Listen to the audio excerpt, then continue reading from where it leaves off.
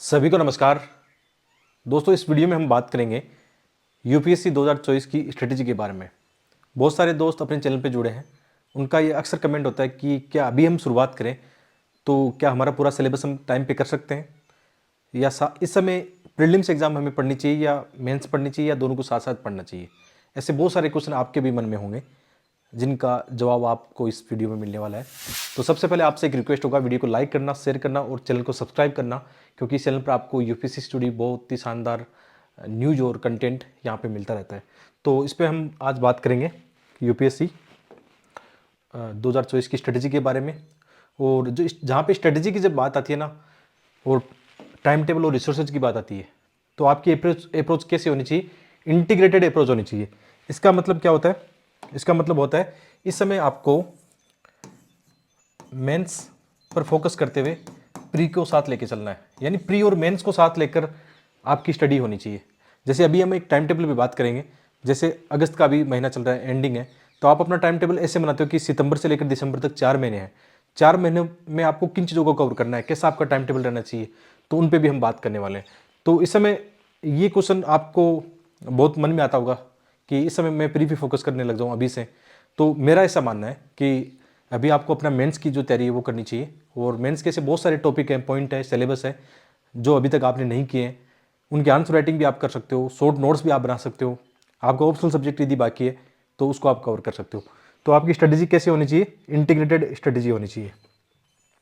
जैसे मुख्य तौर पर कैसी होनी चाहिए, जैसे हम बात करें, अभी सबसे पहले आप पहली बार तैयारी कर रहे हो, आप बिगनर हो, आपने इससे पहले ज़्यादा तैयारी नहीं की है, तो मेरा ये सब मानना है कि 4-5 दिन आप किस पे बिताओगे? जो आपका सिलेबस है, आपका प्री का मेंस का जो सिलेबस है, इस पे आप अपना टाइम बिताना।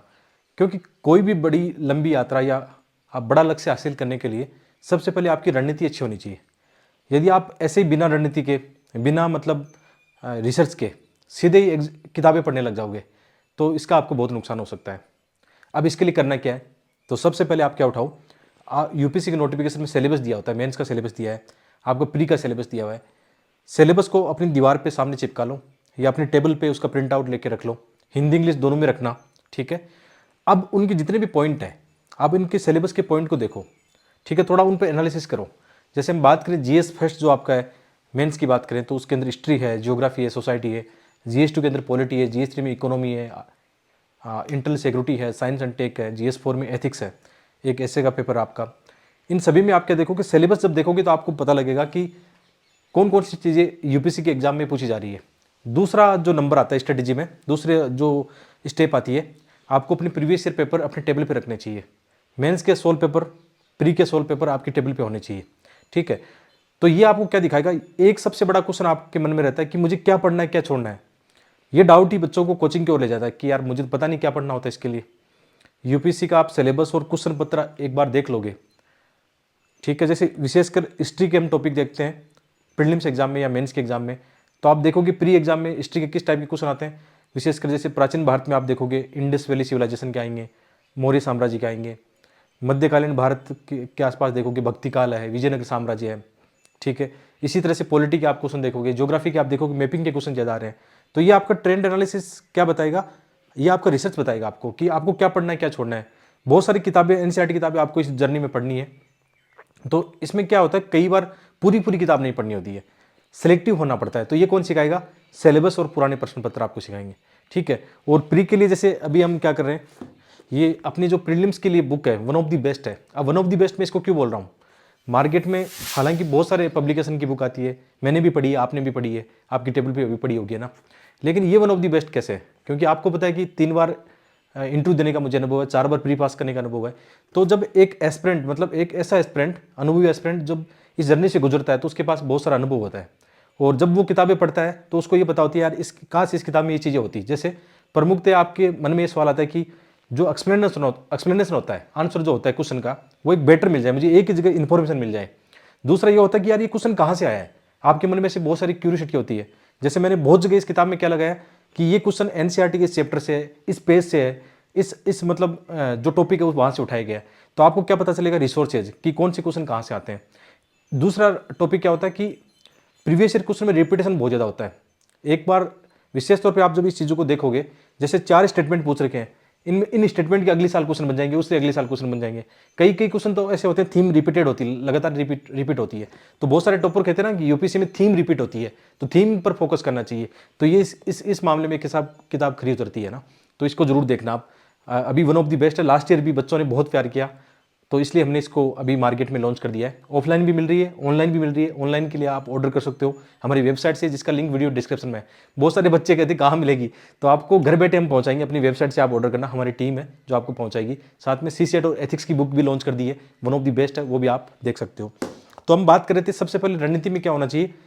रणनीति में सबसे पहला कदम होना चाहिए सिलेबस और प्रीवियस ईयर पेपर आपकी टेबल पे होने चाहिए, ठीक है। तो इसमें क्या हो सकता है, जैसे हम एक टाइम टेबल की ओर बढ़ें, और थोड़ा सा मैं रिसोर्सेज के लेकर भी आपको गाइड करता रहता हूँ। इस वीडियो में कुछ शॉर्ट रूप में बताने की कोशिश करूंगा कि जैसे आप सितंबर से इसको शुरू करते हो, ठीक है। जैसे आप सितंबर से शुरू करते हो अपनी तैयारी, तो सितंबर से लेकर दिसंबर तक 4 मंथ की ये रणनीति है, जिसमें आप ऐसा कर सकते हो। जैसे आपका जीएस फर्स्ट है मेंस का, उसके अंदर आपका सिलेबस क्या कहता है, एक तो हिस्ट्री का टॉपिक है, एक उसमें सोसाइटी है, और एक इसमें ज्योग्राफी है। 3 मोटे टॉपिक उसमें बांटे गए हैं।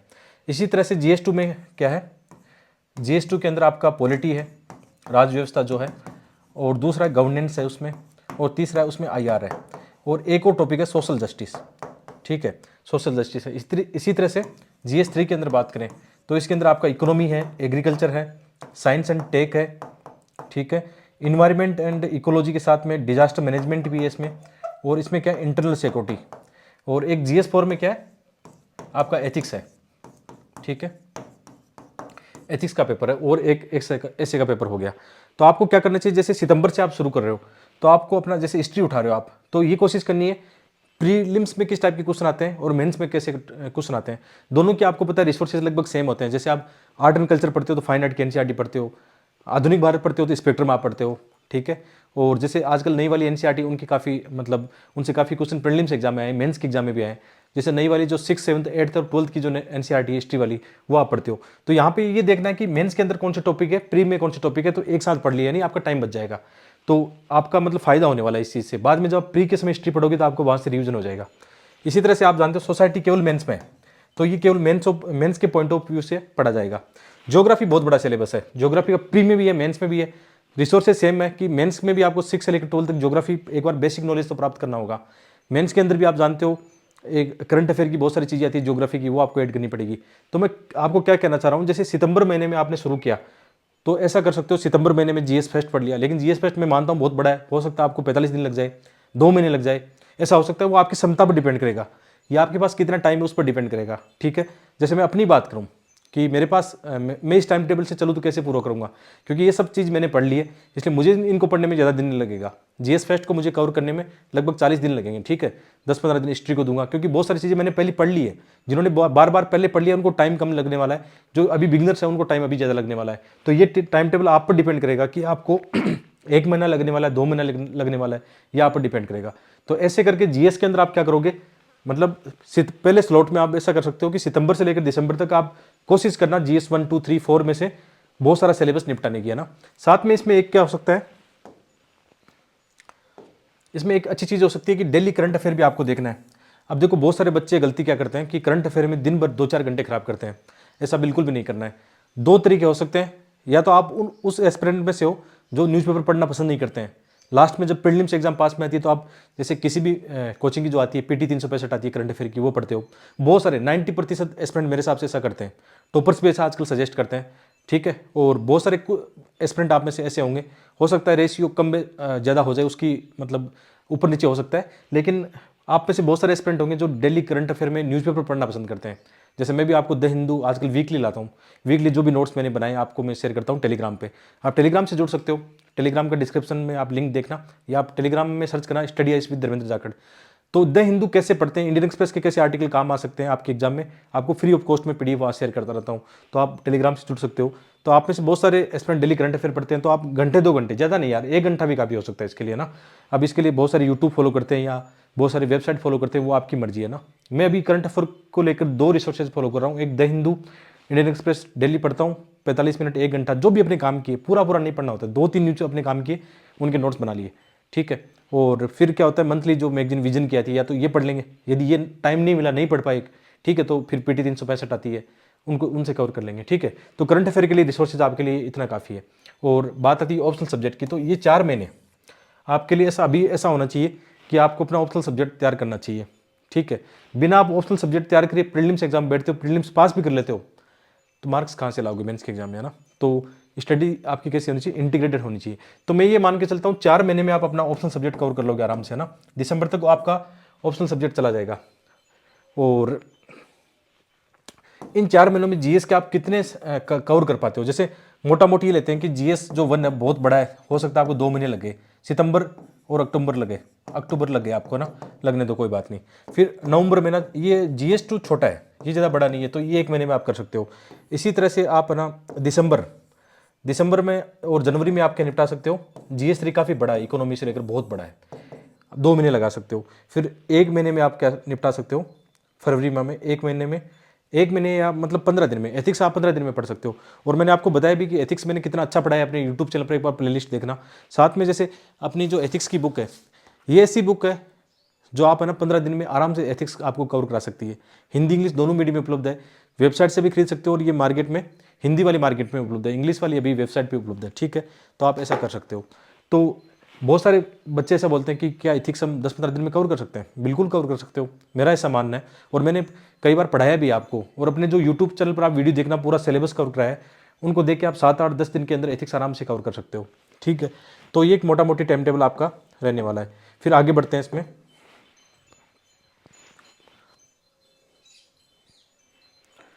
जैसे अभी आगे जनवरी फरवरी की, आपने समझ लिया ना कि सितंबर से लेकर दिसंबर तक आपका कैसा टाइम टेबल रहने वाला है। एक तरफ आपका मेंस का जो जीएस रहने वाला है, साथ में प्री का भी उसमें चलेगा, ऑप्शन सब्जेक्ट आपका चलने वाला है, डेली करंट अफेयर आपका चलने वाला है।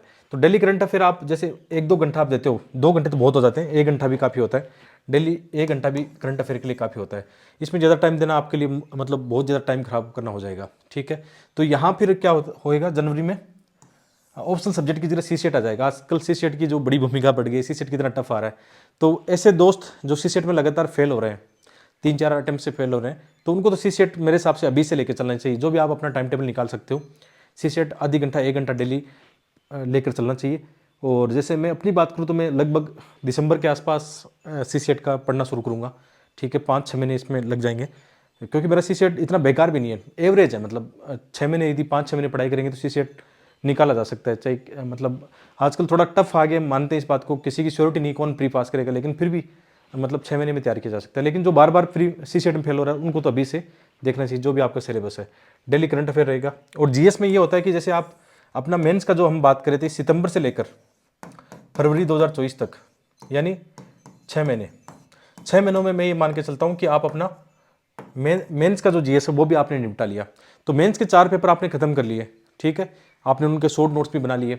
तो इसका मतलब क्या होगा, आपका प्री का भी आप 50 से 70% अपना सिलेबस कवर कर चुके हो।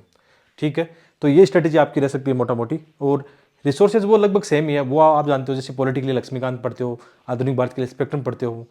ठीक है, बहुत सारी एनसीईआरटी किताबें, बेसिक चीज़ें एनसीईआरटी से आपको पढ़नी पड़ेगी। रिसोर्सेज लगभग सेम है। जीएस 3 में इकोनॉमी का बड़ा पार्ट है, प्रीमियम इकोनॉमी का बड़ा पार्ट है, तो उसमें मुन्नाल सर के आप वीडियो देखते हो, सफिशिएंट है। मुन्नाल सर की वीडियो चाहिए, कई बच्चे बोलते हैं बहुत मोटे हैं नोट्स, लेकिन वो अच्छे हैं, उनसे बढ़िया कुछ है नहीं अभी, है ना। तो इकोनॉमी में आप वहाँ से कवर कर सकते हो।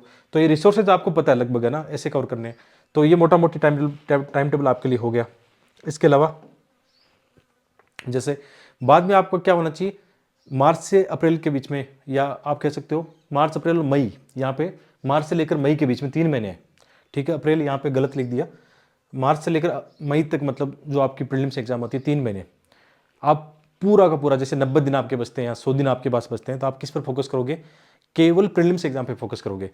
तो अब बच्चे बोलेंगे यार 90 दिन में प्री कैसे निकालेंगे। 90 दिन में प्रीलिम्स नहीं निकाला जाता। आप पहले भी पढ़ के आए हो, अभी सितंबर से लेकर जो आप मेंस की तैयारी कर रहे हो, आप ये मान के चलो मेंस का सिलेबस आपकी प्री में बहुत बड़ी भूमिका निभाएगा। बहुत सारे बच्चे गलती करते हैं कि डायरेक्ट प्री एग्जाम की तैयारी करते हैं, मेंस की तैयारी नहीं करते हैं। तो यहाँ पे एक आपका ब्लंडर हो जाएगा, आपसे गलती हो जाएगी, है ना। ऐसा नहीं करना है। तो आपको करना क्या है, एक टाइम टेबल होता है इंटीग्रेटेड अप्रोच का, जो अभी हम डिस्कशन करके आए हैं कि पहले मेंस की तैयारी करनी है, प्रीलिम्स से पास में आएगा तो उसको फोकस करना है। और आप मोटा मोटी ये कह सकते हो कि ये तरीका मेरा भी है। जैसे मेरा भी अभी लास्ट अटेम्प्ट बाकी है, चॉइस वाला देने वाला हूँ मैं भी एग्ज़ाम आपके साथ में। तो मेरा ये तरीका रहने वाला है, इसी स्ट्रेटजी से, इसी दृष्टिकोण से मैं आगे बढ़ने वाला हूँ। ठीक है, शायद जो मेरी स्ट्रेटजी है, मेरा अनुभव आप लोगों के काम आ सकता है। इसी दृष्टिकोण से आगे बढ़ना चाहिए। और इसमें क्या करना चाहिए, विशेषकर मार्च के बाद में, ठीक है, मार्च के बाद में आपको क्या करना चाहिए, 90 दिन 100 दिन बचते हैं तो खूब मॉक लगाने चाहिए। हालांकि बहुत सारे बच्चे कहते हैं मॉक की आजकल भूमिका नहीं है, जिस हिसाब से यूपीएससी के पेपर आ रहे हैं, लेकिन भूमिका होती है। आप टाइम मैनेजमेंट करना सीखते हो, वहाँ से इन्फॉर्मेशन लेते हो, एक माइंड सेट अपना वहाँ से बनाना सीखते हो। बहुत सारी चीज़ें मॉक टेस्ट से आप सीख सकते हो। तो मॉक टेस्ट के अलावा जो पीवाईक्यू बहुत इंपॉर्टेंट है, जैसे अभी हमने अपने पीवाईक्यू की जिक्र की है, और भी मार्केट में आपको लगता है कोई बढ़िया है तो वो भी आप देख सकते हो, आपकी इच्छा है, ठीक है। लेकिन पीवाईक्यू का बड़ा रोल होता है, इसको स्किप मत करना। मॉक टेस्ट को स्किप कर देना, लेकिन प्रीवियस ईयर क्वेश्चन है, ठीक है, उनको स्किप कभी भी मत करना। आपको वही सिखाएंगे कैसे क्वेश्चन आते हैं, कैसे अटेम्प्ट लेने होते हैं, बहुत सारा तरीका उनमें काम करता है, ठीक है। सी सेट की आप चाहे दिसंबर से आप देख लेना, कोचिंग वगैरह आपको देखनी है। आजकल का ट्रेंड बहुत टफ हो गया है, तो उसको देखना पड़ेगा। अभी 1-2 महीने वाला सी सेट से काम चलेगा नहीं, लंबा पढ़ना पड़ेगा उसके लिए, है ना। और जीएस का मतलब आप वही चीज़ें हैं जो आप ऊपर पढ़ के आए हो, मेंस के समय हिस्ट्री पढ़ के आए हो, ज्योग्राफी पढ़ के आए हो, इकोनॉमी पढ़ के आए हो, इन्वायरमेंट साइंस सब पढ़ के आए हो। यहाँ पे क्या करना है, उन्हीं चीज़ों का रिवीजन करना है, ज़्यादा से ज़्यादा रिवीजन करना है। और यहाँ पे थोड़ा फैक्चुअल चीज़ें ज़्यादा पढ़नी है बाद में। मेंस में क्या होता है, थोड़ा तार्किक रूप से हम चीज़ें पढ़ते हैं। यहाँ प्री में क्या फोकस करना है, केवल फैक्चुअल चीज़ों पर ज़्यादा फोकस करना है उस समय, ठीक है। लेकिन तार्किक चीज़ें भी पढ़नी पड़ती है, ऐसी बात नहीं है। क्वेश्चन जो आते हैं मिक्स अप्रोच के साथ में आते हैं। तो ये हमारी आज की स्ट्रेटेजी थी। साथ में ये जो हमारी बुक्स है आप देख सकते हो, इनकी लिंक डिस्क्रिप्शन में है। और साथ में मार्केट में भी अपनी 11 साल वाली जो बुक है मिल रही है। सीसेट अभी मार्केट में नहीं है, थोड़े दिन बाद में मिलने लग जाएगी। तो आशा करता हूँ आपको वीडियो समझ में आया होगा। बहुत बहुत धन्यवाद।